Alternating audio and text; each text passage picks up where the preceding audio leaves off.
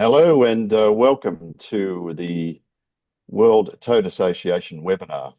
Today's session is part two, in fact, of a webinar series which looks at the innovations that various tote operators around the globe are bringing in, working on, developing, that assists customers throughout the world to enjoy more of what tote betting can offer from a racing perspective. And I'm actually delighted tonight, or today, this morning, wherever you are around the world. I'm here in London at the moment. I'm delighted to welcome three great speakers that we've selected today who to come on board and to talk about what innovations are occurring in their landscape and a bit more about what they actually do in terms of the operator.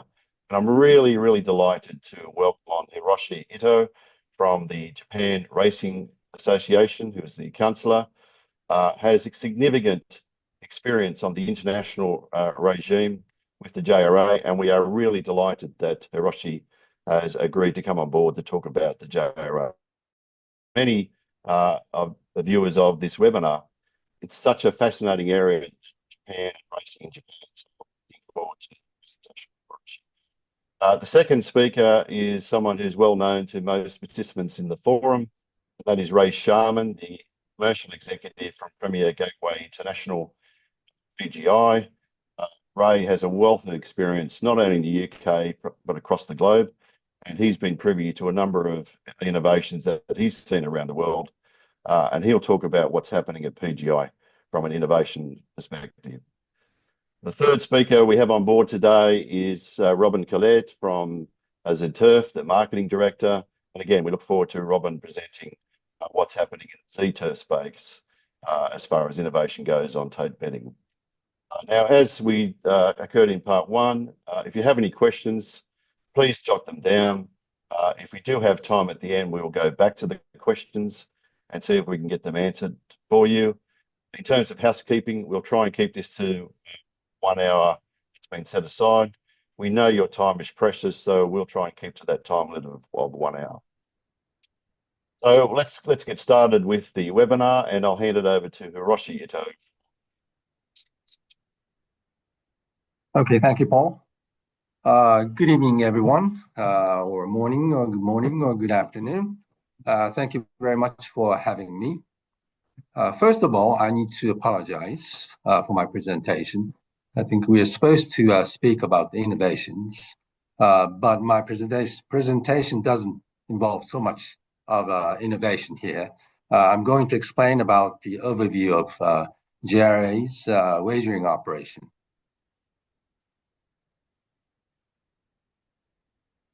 Okay. Japan Racing Association, JRA, is not for a profit special legal entity established under the Horse Racing Act and the Japan Racing Association Act. Major characteristic of JRA is that we cover comprehensive aspects of organizing horse racing in Japan. It includes race planning and organizing race meetings, managing race courses, conducting pari-mutuel wagering, and operating a variety of affiliated facilities, such as training centers, off-track betting centers. We call them WINS, and Equine Research Institute, and more. We also carry out publicity and promotion of horse racing and our activities. JRA operates under the supervision of Ministry of Agriculture, Forestry, and Fisheries. We manage 10 race courses and 38 WINS nationwide.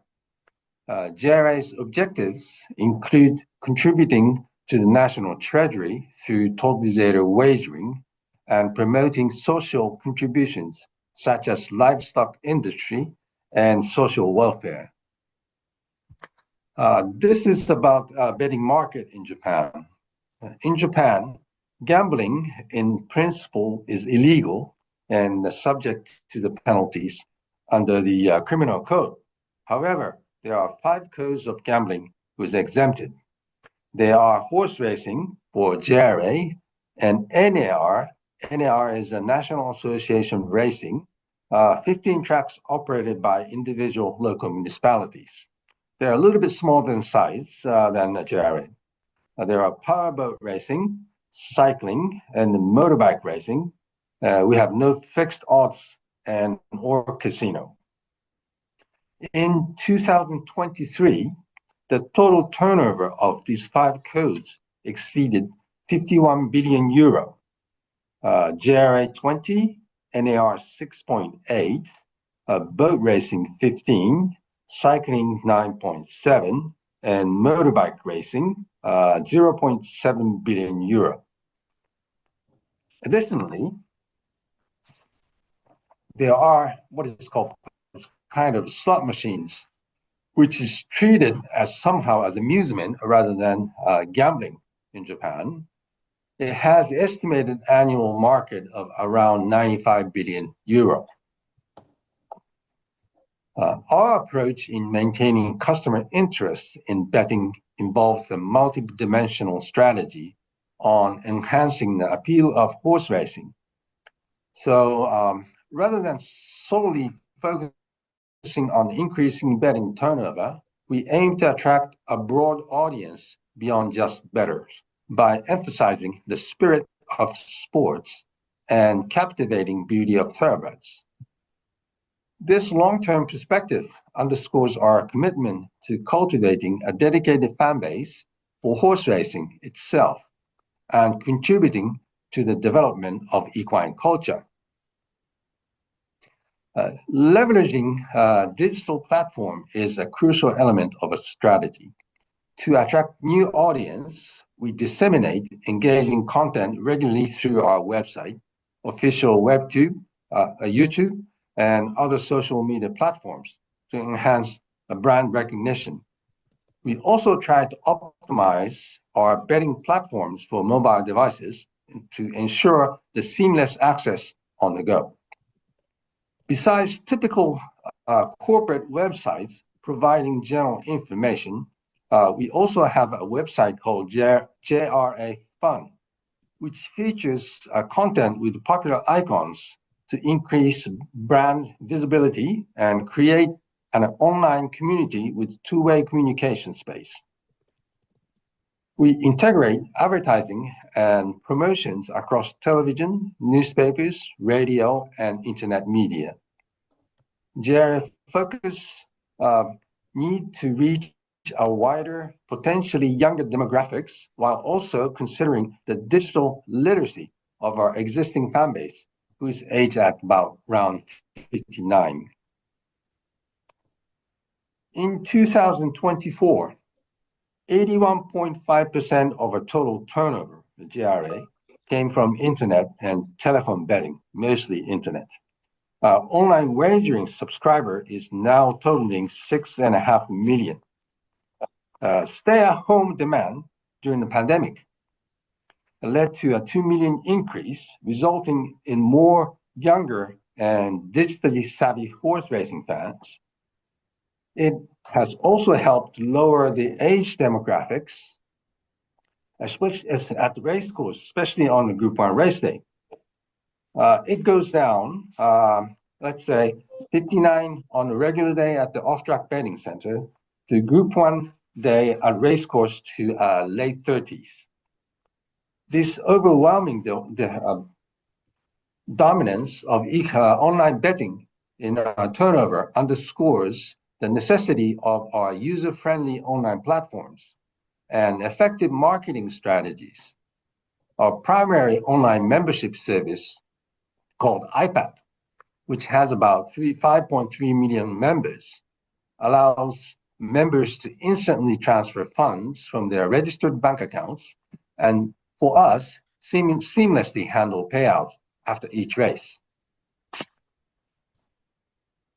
Improving information and betting services via smartphone is very important because smartphone holds about 74% of online wagering share.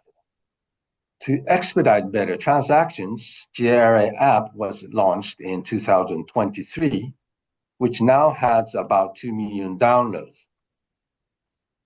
We are working to enhance customer engagement. We try to provide as much information as possible everything from dams, progeny records for each horse to origin of horse names, jockeys' birthdays, and everything imaginable to make our customers more secure. Customers can also pre-register their preferred horses, jockeys, and stable and receive notifications. JRA's online platform serves not only as a betting channel, but also as a comprehensive source of information about horse racing, fostering more informed and engaged betting community. Online betting holds majority share, but our off-track betting centers and racecourses remain important touch point for customer base. In 2024, while cash sales accounted for 18.5%, betting at racecourses on the race day was only 2.7 and 9.3 at off-track betting facilities. Physical betting facilities are crucial for the visibility and appeal of horse racing as a sport. We also place a strong emphasis on family environment at our racecourses.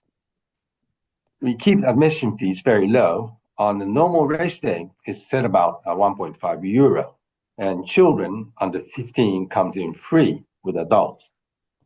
It is important to enhance the value of the racecourse experience. We have children's playground at each of our racecourses, and we focus on creating an environment where families and children can enjoy a day out at races. Having first contact with racing at a young age and in casual atmosphere, we hope to lower the bar for them to come back. 6.5 million online subscribers give us a chance to analyze market trends, customer needs, which we can implement to our promotional and marketing activities. Where our cashless service have become widespread, we introduced the JRA Umaka card in 2018. We apply palm vein identification for the security. In concluding my presentation, I can say that the JRA is in a unique position that our consistent and holistic control of horse racing and wagering operation in Japan enable the stable return of revenue from wagering, totally digital wagering, back to the improvement of racing. We are committed to enhancing the customer experience as well as training environments and maintaining a prize money level. By fostering positive cycle, where owners and breeders are encouraged to reinvest the prize money earned back to their racehorses and breeding stocks, which ultimately raising the level of horse racing in Japan. As a result, we can stage exciting races for our customers. This business model has significantly contributed to the improvement in the level of Japanese horses, leading to a strong performance in major races and overseas. Therefore, business motto that is of the priority lies with the horse racing fans, as always, recognizing that they are paramount to supporting our betting market and our structure. Furthermore, maintaining and improving customer trust in horse racing is a top priority with a focus on ensuring the integrity of racing. For example, JRA mandates that horses participating in our races must be trained for more than 10 days at JRA training center. This internal stable system ensures the transparency by providing information on training details and workout times, and the condition of horses to racing fans through many medias on the ground for them to report. Strict monitoring of conditions of horses and anti-doping measures are also implemented. We believe these measures enhance the appeal of horse racing as a sport and contribute to the welfare of horses by mitigating accidents during the races and improving the image of horse racing. JRA's comprehensive approach to managing its horse racing business, from customer engagement to wagering, that have helped our growth. That being said, it is a continuous challenge that we adapt to a changing customer behavior and leveraging new technology, which will be crucial for maintaining customer satisfaction. Well, thank you very much for your time and your attention. Back to you, Paul. Thank you, Hiroshi. And it's very interesting with your presentation. And I would imagine most of those people who are watching this webinar today would absolutely love to have 6.5 million customers to deal with. So thank you very much. I'm hopeful that we'll have a few questions for you. I'm particularly interested on how that betting account works in terms of a bank account, as opposed to most operators have their own phone betting account or their own betting account, but in Japan it works on a banking system. So hopefully there might be a few questions coming up at the end. Let's see how we go. But thank you, Hiroshi, for that. Okay, thank you. Over now to, I can see that Robin has joined us, so we'll hand it over to Ray, his presentation, and once that's completed, we'll hand it over to Robin. Ray. Good. So Ray, welcome on board. Away you go. Thank you, Paul. Good morning, good afternoon, everyone. Hope those that shared some time with us at Ascot are fully recovered and back to where they should be. It was a pleasure to spend time with you, the ones we did, and the ones we didn't manage to see. I hope you had a great trip to Ascot as well. Just a quick introduction to where we are. That one. We got that one.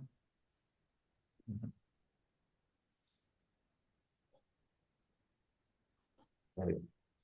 Sorry, quick introduction into who we are. If those that don't know me, my name is Ray Sharman. I'm the commercial exec at PGI.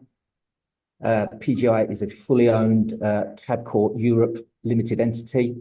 PGI holds an OGRA license. We also have a remote gaming license, which facilitates international commingling by connecting totalizers, wagering operators and racecourses, independent corporations and private clients, provided a one-stop stop for all the pari-mutuel wagering. Sorry, this is done a bit. There we go. We provide connectivity to international pari-mutuel totalizers, solutions for retail and digital. We host services. We have product development and other ancillary solutions. We have expertise and consultancy in tote wagering. We utilize cutting-edge technology.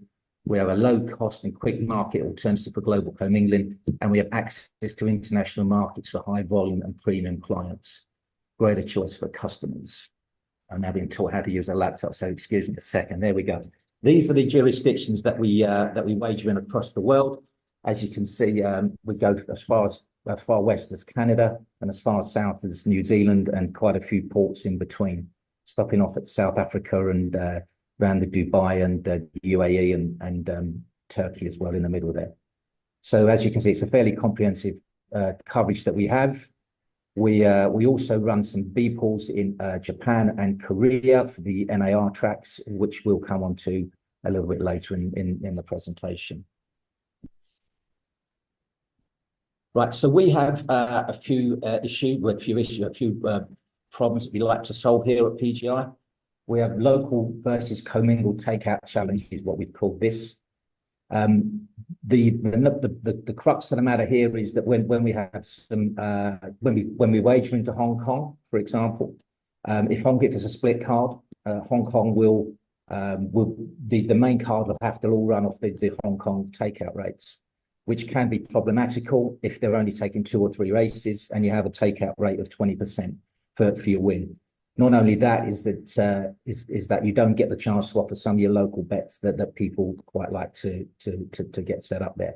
So what we've done in PGI, we've got a facility in place whereby we can split those cards. So if there's a takeout rate, let's say 17.5% that we all got to link into originally, across the board, it looks something like that. The first 2 races might be your local races. The next 3 races might be commingled into Hong Kong, and then you're coming back to local again. But as you can see, all of those takeout rates would have to stay the same. The way we've set up situations here at PGI is that as you can see, the first 2 races there, they're all they could be local rates. In this example, these are from South Africa. So they could be local for the first 2 races. We could commingle back for the next 3 races at the required rate for Hong Kong. And then for the last 4 races, we can go back to the host rates. What happens here is, as I said, it provides more returns to the local jurisdictions, and it also adds to the guys being able to take their own bet types, which is special to them down there. So it works on a lot of levels. We do this by setting up a dummy tote. I can't go into the specifics because I don't know the specifics, but I'm sure if you send us a question, we can probably answer that. But as I said, it works on a couple of fronts, in as much as it aids the returns to the local jurisdiction, and it provides liquidity going into the world pools. Hosting, this is another thing that we've come across in recent years. It's been quite a big part of our development, a big part of our growth. We host some A pools, and we host quite a lot of B pools around the world now. And it's something that we want to chat about a little bit later. But we can do all of that on the island as well. Just to read out this slide there. Hosted A and B pools, service justification, easy adaptation and cost-effective rollout of services in locations with no tote or those considering replacing existing technology. We can help with that. There's a single global B pool is an alternative to A pools where access is restricted. Again, we'll talk a little bit more about that in a minute. There's greater liquidity across the pools with more participation. The takeout flexibility, we can change those takeout rates to whatever suits, min dividends, min bet types as well. We can reduce operating costs for operators participating and returning more money to the operators. And we can standardize some bet types, because around the world, we do like to make it difficult for ourselves by calling the same bet a different name. So we can certainly help with all of those products. This is what we host currently on the Isle of Man. As you can see, there's quite a lot of B pools there that we host. Japan and Korea in particular, we have a lot of liquidity in those pools. Those are the NAR tracks in Japan, as we said. There can be as much as up to $250,000 US in those pools, in combined pools on a race day in Korea and Japan at any one time. Turkey, we've just taken on board. We're just starting to commingle partners from around the world there. Italy is another new jurisdiction for us. We host B pools in the US for Sky Racing World, that's sister company Sky Racing World, that's on Australia Racing. And we also host some of the main pools, some of the A pools, South African football pools, for example. South African, for the Gold Circle guys, we host their main pools here on the island as well. And the derbies, both the Dubai World Cup and the Saudi World Cup as well. They're two of the races that we do. So we are the main A pool hosts for those particular jurisdictions. As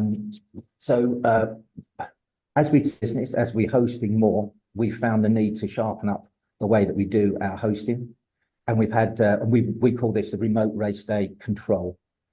This operates straight from the tote, so there's no manual input from people. There's no mistakes that could be made. It comes straight from the tote itself. This allows a reduction in the manual entry. So, as I said, there's no mistakes being made there. We can have operators host up to 4 tracks at a time. We've also got recordings going on there, so we know who the operator is. We know who the auditor is. So that's very important at the moment. We're finding that obviously auditing is number one. So as long as we've got a record of everything that goes on, we're fine with that. And we have color-coded visuals by it makes it obvious to the others. So it makes everything really nice and straightforward to us. This is the concept that we've built to help us around our hosting facility that we're taking on an awful lot more of. So that's pretty much the end of the presentation. What we've taken on board at PGI is that the main point that we're trying to get across is that there's lots of BPOLs on lots of different on the same jurisdictions around the world. We've seen it with the world pool that the more liquidity always breeds liquidity. So at the end of the day, if we can get these jurisdictions wagering into one BPOL, and those BPOLs might not exist for various different reasons, be it technology might not allow, commercially it might be allowed, or just purely it's not allowed by governments. They won't just allow that. So to create one big pool on these different jurisdictions, I'm sure will go a long way to returning more money back into the sport. Back to me, Ray. You finished there? Back to you, Crossy. Sorry, back to you. Thank you. I was just waiting for the right cue, and now you've provided that to me. So thank you, Ray. And I'm sure you'll have a few questions from the participants, particularly in regard to say Hong Kong's World Pool versus say PGI's global pool. It's one of those things. Like I say, if we can have the bigger takeout rates for those non-World Pool races, it certainly helps with money being returned to the jurisdictions. Okay, thank you, Ray, and thank you, Ray, for that. And we'll come back to you shortly. So, Robin, welcome on board. And if you'd like to introduce yourself to the participants, because we'd love to hear a bit more about ZEturf. So over to you. Hello, everyone. So I'm Robin, and I'm marketing manager for ZEturf. So I will present you our latest product updates from the past few months.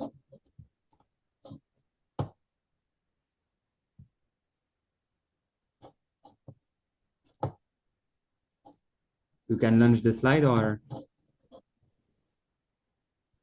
there will be people behind the scenes doing that for you if you can't do it. So just bear with us, Robin, whilst Florence will do that for you from the forum. There we go.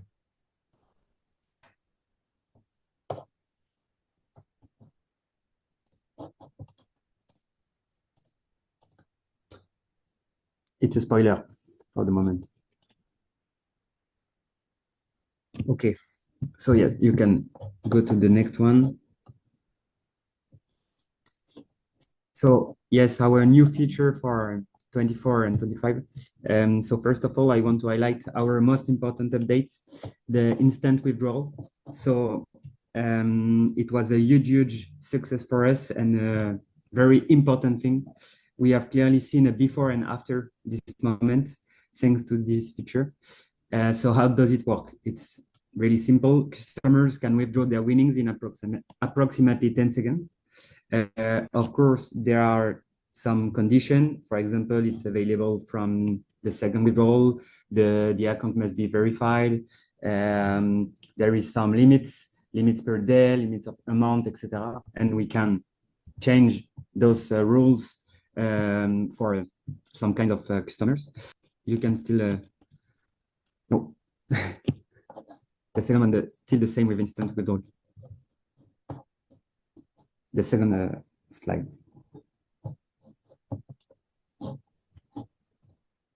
Yes, thank you. I will tell you when you can go to the next one.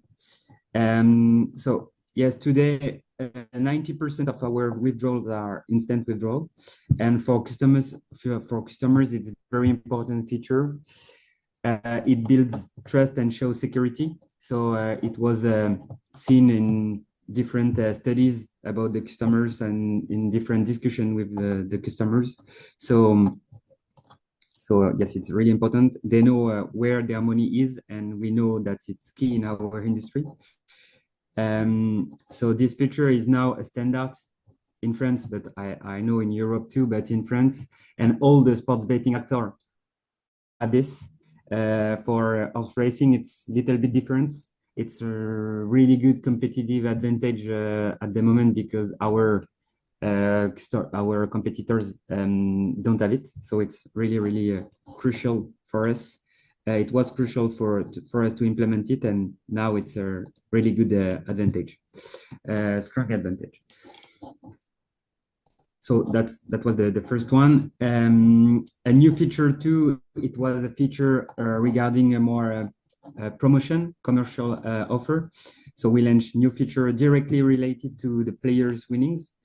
So it was happy hour and the boosted bet.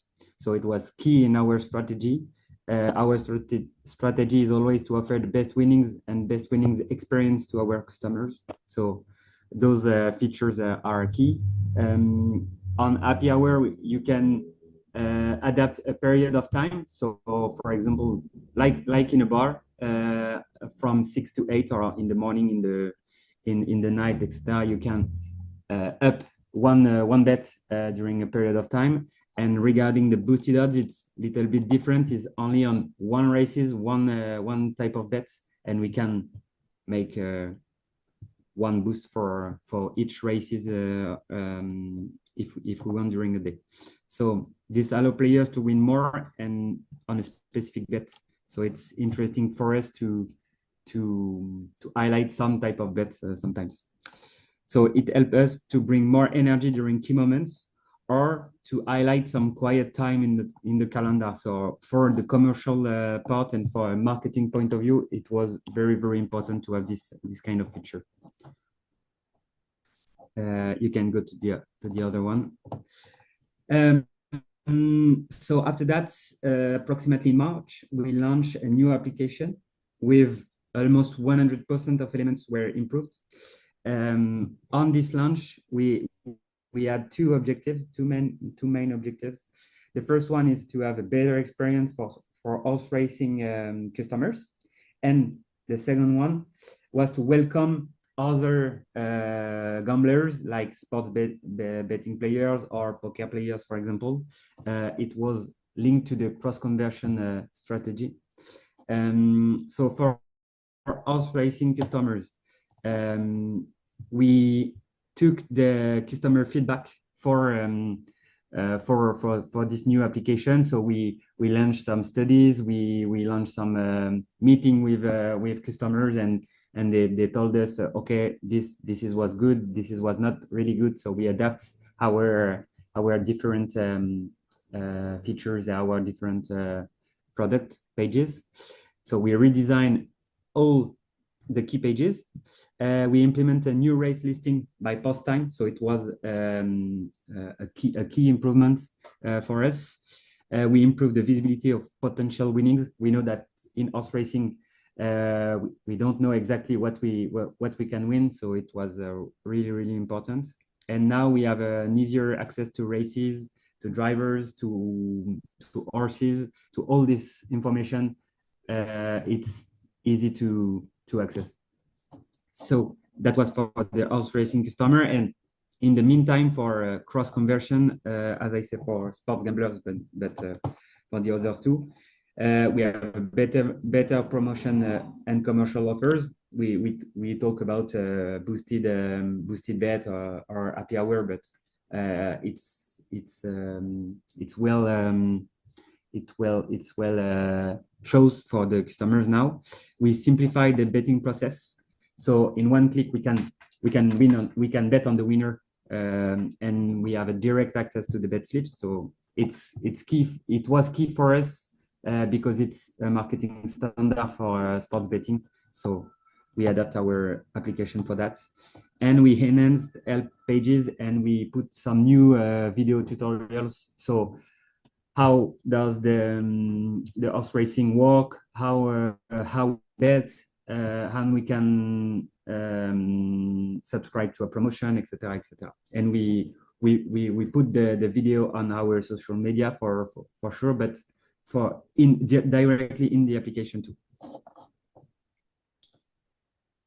So on the next slide, we can see some communication. So yes, it was a good way to communicate, and it was a huge communication campaign during March and April for us. So yes, really important. And on the other one, we have a little video. We can launch the video. Normally, you have a play button on the video, if you can launch it. Yes, it's in French, sorry, but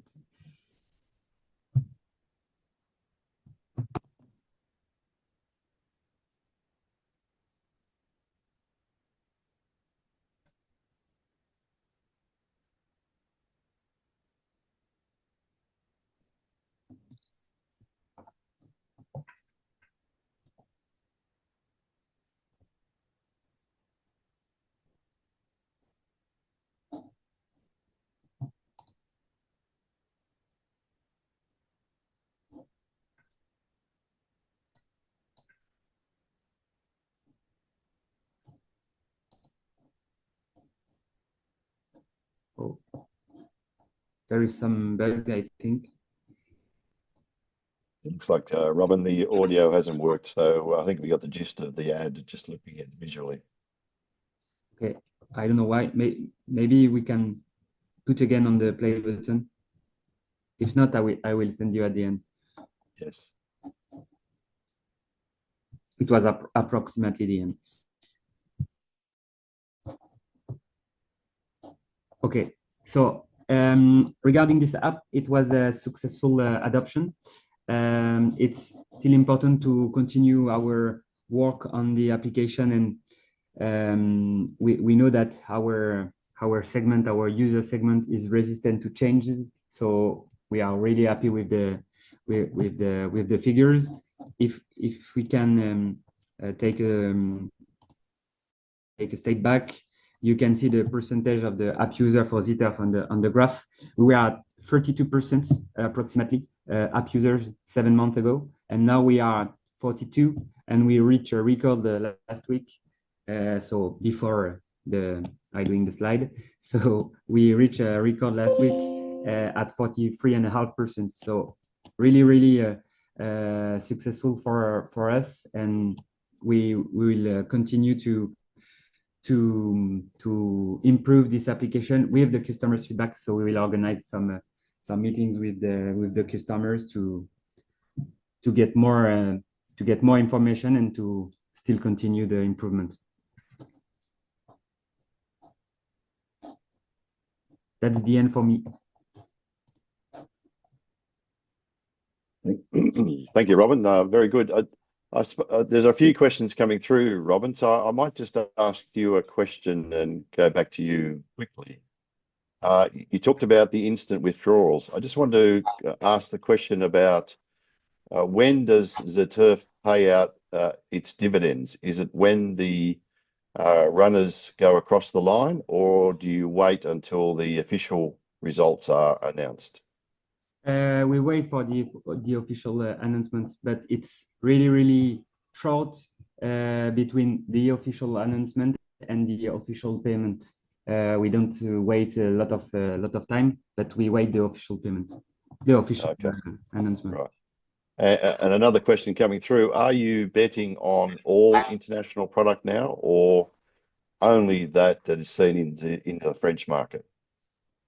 For the presentation, or generally speaking? I don't know exactly. I don't want to say something wrong. I don't know exactly, but I can verify on my side, and I will send you an answer. Yeah. Okay, cool. No worries. Thanks, Robin. So look, an invite to questions. There are some questions coming through already. And so I might switch now back to Hiroshi. A couple of questions for you.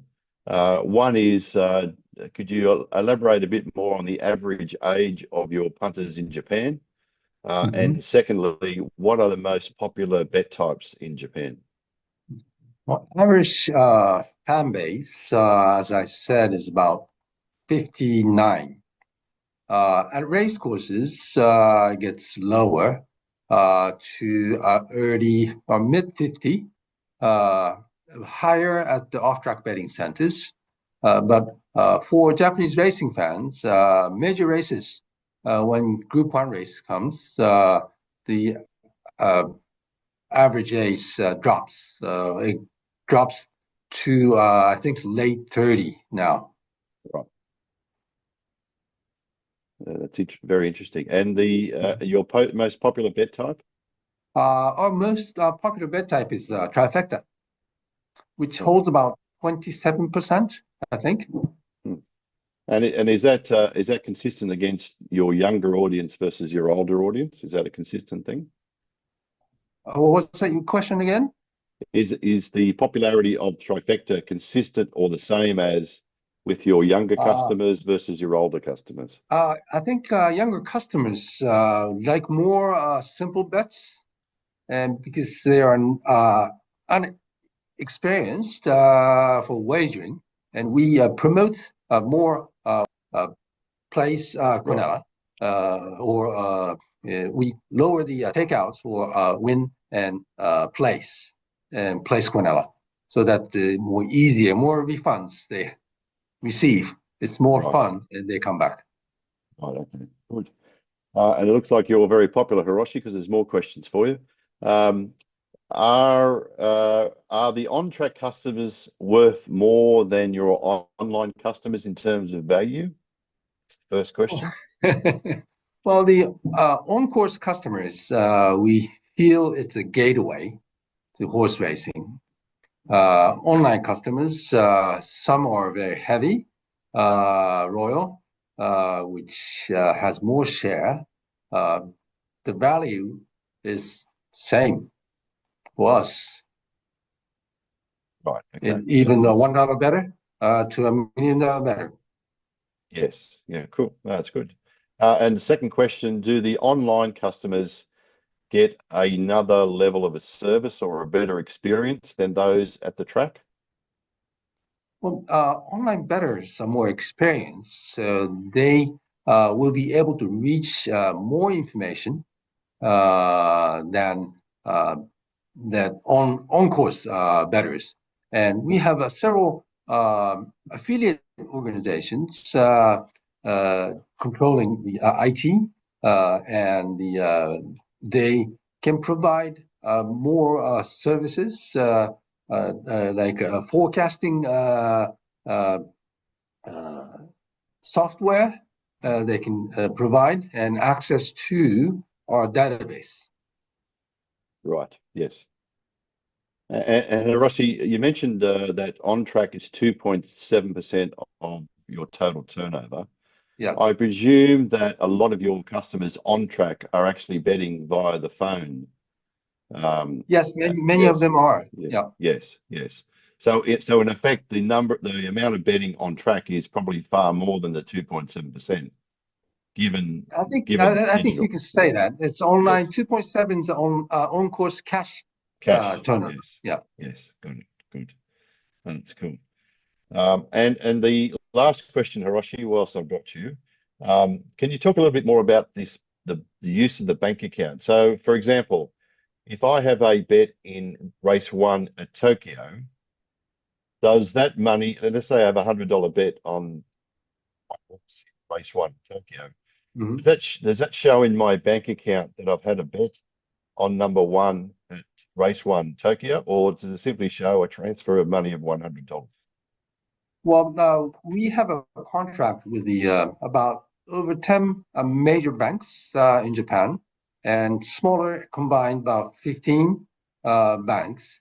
The customers register their bank with our iPad system, so they can transfer their money to our iPad account anytime they want to. And during the betting, it's only accounted within the our system, but a payout is made after each race, and the customers can withdraw the money from the account anytime they want to. Right. And there are about 9,000 bet limit per day. 9,000 transactions is a limit, but you can have as many bets on one transaction that you want. Right. Okay. That's good. That's very interesting. All right. I might switch over to Ray now. Ray, questions come through about what's PGI? What's the strategy of PGI in relation to? Could you describe the global pool versus a world pool that Hong Kong conducts? In as much as a global pool being a B pool? Yes, correct. Yes. Yeah. So as I said, we know that there's multiple jurisdictions have multiple B pools around the world with various amounts of liquidity. Be it some of these pools are not so strong. Certainly, if it's in the wrong time zone for the guys as well. We want to try and get to a position where we just follow the sun and have a 24-hour. We already have a 24-hour hub anyway. We have 3 hubs on the Isle of Man, split across the 3 time zones from Australasia down to America and Europe in between. So we try and follow the sun, and we try and offer that one global pool on those jurisdictions, as I say, that can't necessarily wager into it, be it It doesn't. It's not allowed. Like I said, in Korea, in Japan, in Morocco, you're not allowed to wager into these pools. But you can wager, or you can have these B pools set up, which done properly, done on a global scale, can produce huge amounts of liquidity and return monies back to the sport where it would normally be missing. So that's a philosophy around that, and why we think that that's a particularly good idea. Certainly, when you look at Morocco and those places in Africa there where there are those B pools set up, it wouldn't take a lot for us to go and do that. It makes absolute perfect sense for that to be the case. And Ray, a follow-up question: do you see the day that every day will be a global pool on every race? I would hope so. Trust me, look, I mean, we're all grown-ups on this webinar. You know, we all know that we all have issues in domestically as well as internationally. And I'd love to see the day that we could iron out our own problems individually and then become a global unit, as with what this is all set out to be, the World Tote Association. We need to be global on that. But until we sort out domestic issues, I worry about how far we can get with it. But look, we live in hope. Yes. Okay. Cool. Thank you, Ray. A question from Keith Johnson, who's come on board to watch the webinar. Thank you, Keith. A question for all presenters. How does your group manage forward-looking innovation? So how do you have dedicated product resources, or do you have dedicated departments that look at innovation? That's the general question for Ray and Hiroshi. Is there a group of people that look at innovation specifically? Oh, look, we meet. I'm sorry, I jumped in there. We meet on a Monday most of the time, and we discuss the issues that we have internally and the ones that we see for coming up. As we said, with the way that we've constructed the takeout rates now around the world pool and going back to locals, I think that was a really good, smart piece of work by our guys there. We do look at problems and we do look to try and resolve them, and we do look to try and innovate. We do have a really experienced bunch of guys that work with us in our integrations team, led by Paul Williamson and Ash Morley. They try and create these workarounds, if you like. I mean, where we are with Tote technology, you know, we have to be imaginative around the way where we do that. So yes, we do have a team of people that sit down and try and solve those problems. And Ray, another question back to you based on that. Would it be correct to say that PGI is the only 24-hour tote? I couldn't be 100% honest, but we absolutely 365, 24/7. We operate. I think there's a 1 8-hour window on Christmas Day, I think, where we shut. Apart from that, the rest of the time, it's open and it's manned. There's strong lines of support that go into that. Committed people that work behind システム統括部って50人ぐらいいるんだよね、多分。Thank you, Ray. That's great. So I might switch that now over to Hiroshi. And Hiroshi, do you have a department that looks at new ideas, innovation, new bet types, what customers are doing? Japan Racing Association is a fairly large company. We have about over 1,700 official full-time, of which we have a customer section whose capacity is about 100 plus. And we also have an IT department of about 50. Alongside of that, we have affiliate organization handling the IT issues more in basic hands, which is a very large number. But as far as the new bet types are concerned, we need to acquire our rights from our government. So our bet offering is basically normal, basic. Okay, thank you, Hiroshi. We've got a few, Hiroshi. I might just go back to Ray. A question, I think, from Paul Klomp. Do you allow net pool pricing? Yeah, we can accommodate net pool pricing. We haven't done that for a while, but yeah, yes, we can absolutely do that. If it means taking that takeout rate up a couple of points, we can certainly do that. Thank you. Question, I think it's for Hiroshi from Long Lee. Normally, trifecta is not the most popular bet type. Any insight on why people so much on trifecta in Japan? What is it about? Why is it so popular? Well, we used to be limited on bet types for a very long time. It was only the win and plays and quinella. Long before, quinella was a bracket quinella. Each race divided into 8 brackets and divided and bet on that. That was the only thing that was made available. So when a new bet types were introduced with the large payouts, became really popular. And I think the trifecta, when first introduced, it went as high as about 37%. Mhm. And now it's dropping. We like to be more lower. But we have a very large scale of wagering pot. So often, we can have $10,000 payout from Really? $1 Yes. bets with the 18-horse field. Right. So it's more a historical, traditional reason why trifecta betting is so strong. Yes. Yes. Okay. That's cool. Look, so I'm just going to summarize a couple of questions here from Curtis and Daniel from Tabcorp. And I don't particularly want to go down this route because it's not part of this webinar. It talks about the opportunities for international or the JRA, but it's something always on the radar for JRA. But I don't think I'll ask Hiroshi to answer those questions about international. I think I'll leave that alone. I think that's about it. Any further questions, if you can quickly put them in. We've covered off most of our speakers. I don't think there's any more questions coming through. So with that, I'd like to thank Robin, Hiroshi, and Ray for spending the time with us this morning. I could see that most of the participants are still hanging around, so that's a good sign for all of us. And as Keith Johnson mentioned in his message, I think this is a great forum to hear what's happening around the world. It's a great way to share our thoughts, our opportunities, things we're doing differently, why certain countries have certain majorities with certain bet types. It's a fascinating world, the world of tote betting. So a big thank you to all the participants who have come on today. We know your time is precious.